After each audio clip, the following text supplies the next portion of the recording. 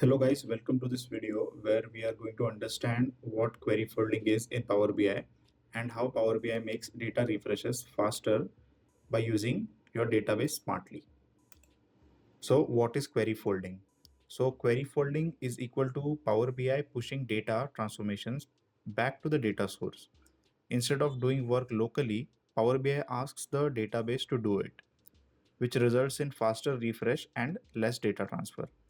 So you can sum these 3 points into a definition which says Power BI pushes transformations back to the data source instead of doing them locally, because of which the database performs the calculations and not Power BI, which gives efficiency and results in faster refresh times and reduced data transfer.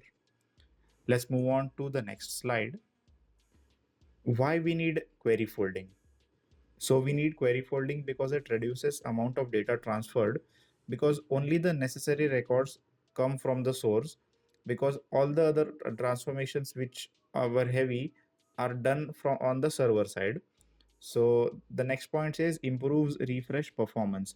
So the source engine processes data faster than the local engine or the local machine.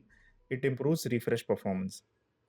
Third point says uses database computing power. So the heavy computations or the heavy transformations are done by the database server, due to which the database computing power is used and not the local machine's power. Keeps reports lightweight. So yeah, due to the use of the database computing power, it has less load on Power BI's memory and CPU. Let's move on to the next slide. So this says the supported data sources. So first one is SQL Server, Oracle, PostgreSQL. These three databases are supported fully by query folding. MySQL, Snowflake, Redshift, BigQuery, and SharePoint are supported partially.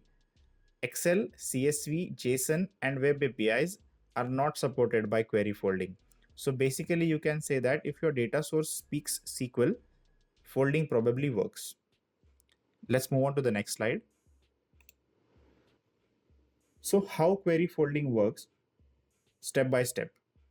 Okay, so here we need to connect Power BI to a SQL server, apply transformations in Power Query, then Power BI will translate the M code into SQL. SQL executes the query and Power BI gets only the result set. For better understanding, we'll check the practical example, which is this SQL automatically generated Power Query steps. So let's move on to our SQL server. So this is the SQL server, and I have also opened Power BI. So yeah, we are importing data from a SQL server. So we'll click here. It is asking the server name. So I will enter this server name. We'll copy, we'll connect this, and then we'll move to Power BI. And database is optional, so we'll keep it as it is. I'll just press OK, and we'll get the database names of all the databases in it.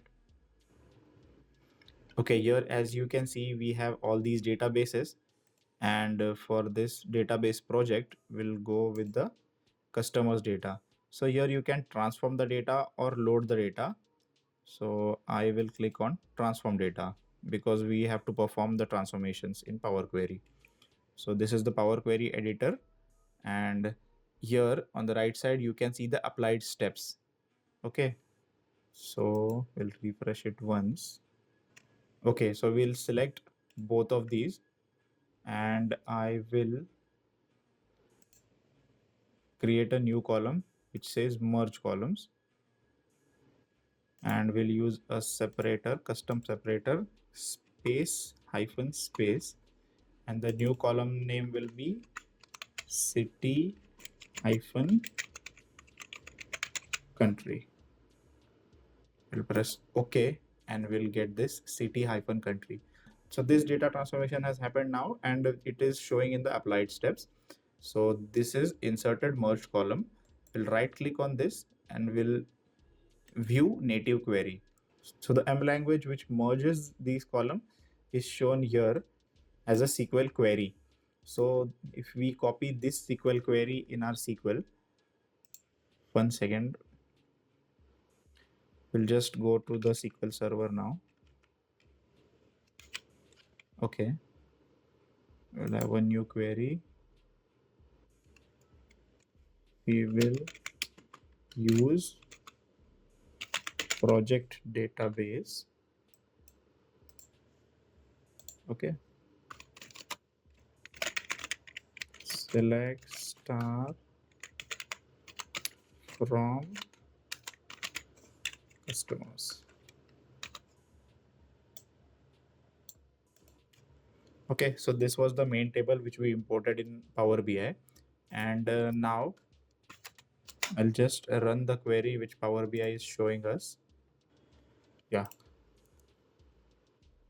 So this query is generated by Power BI. I'll copy this and I will go here and I will just paste this and we will run the query, execute. So see, the same is being done by Power BI. So this is the code automatically generated after the data transformation. So here what happened is we created a new column called as the city and country column. This is the normal SQL code which we need to do the transformation.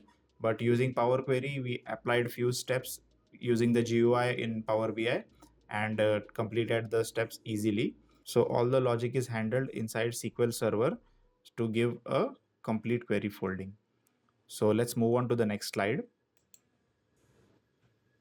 So when query folding breaks, so yeah, so when we perform complex custom columns like text or list functions, query folding breaks. When we use table buffer, query folding breaks. So what basically happens is while we use the table buffer, it forces data to load locally, which ends the query folding. Another is mixed data sources like SQL plus Excel. So if you are using SQL plus Excel, Excel is not at all supported by query folding. So it will end the query folding. And steps after a broken fold. So once if we perform a step which breaks the query folding, the steps after that query will be broken. We'll again move to Power BI and I will show you how the query folding breaks. So we are again here and once again I'll show that the native query is visible now and we'll perform another query folding. We'll extract text after a delimiter and we'll set the delimiter as @ and we'll click OK. So you can see the text after the delimiter is the right Kth.net is here. You can call it as server. So here if we click, it is grayed out. So now query folding is broken. So after this query folding broken, if I merge this with any of this, like if I'm merging the server with the phone number, let's assume. So I'll add a column and merge using a equal sign and call it a merged. Okay. So you can see earlier when we merged here, it was showing the native query, but now it is not showing because once the query fold is broken, later steps won't fold either. Let's move on to the next slide. So best practices. So best practices for query folding are filter rows early, remove extra columns, keep transformations simple, and use SQL friendly logic, and avoid table buffer and complex custom columns. If you want me to create a video on table buffer, please comment down below. Thank you so much for watching and I'll see you in the next video.